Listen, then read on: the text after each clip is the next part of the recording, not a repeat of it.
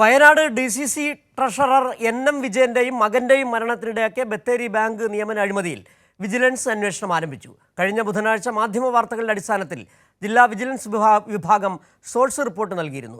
പ്രാഥമിക അന്വേഷണത്തിന് ഇന്നലെയാണ് ഉത്തരവുണ്ടായത്. അതേസമയം പോലീസിൽ ലഭിച്ച പരാതികളിലുള്ള അന്വേഷണവും തുടരുകയാണ്.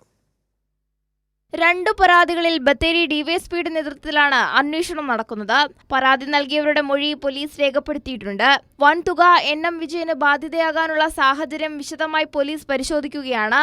11 അക്കൗണ്ടുകളുള്ള വിജയന് 3 അക്കൗണ്ടുകളിൽ മാത്രം 1.5 കോടിയുടെ ബാധ്യതയുണ്ട്. സമീപകാലത്ത് നടത്തിയ പണമിടപാടുകളുടെ വിശദാംശങ്ങളും പോലീസ് ശേഖരിച്ചിട്ടുണ്ട്. ബാങ്കുകൾക്ക് സ്റ്റേറ്റ്മെന്റ് വിവരങ്ങൾ നൽകാൻ നിർദ്ദേശിച്ചിട്ടുമുണ്ട്.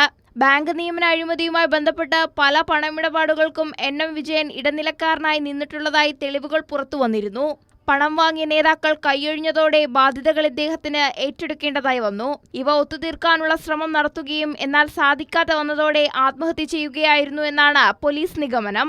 പണമിടപാടിൽ വെളിപ്പെടുത്തലുകൾ നടത്തിയവരുടെ മൊഴികളിൽ നിന്ന് ഇക്കാര്യം വ്യക്തമായിട്ടുണ്ട്. ഇന്നലെയും പുതിയ പരാതികൾ എത്തിയിരുന്നു. വിജിലൻസ് പ്രാഥമികാന്വേഷണം ഇന്ന് ആരംഭിക്കും. പ്രാഥമിക റിപ്പോർട്ട് ഉടൻ സർക്കാരിന് സമർപ്പിക്കും. സംഭവവുമായി ബന്ധപ്പെട്ട് പുറത്തുവന്ന രേഖകളും പരാതികളും വിജിലൻസ് പരിശോധിച്ചു വരികയാണ്. കൈരളി ന്യൂസ്, വയനാട്.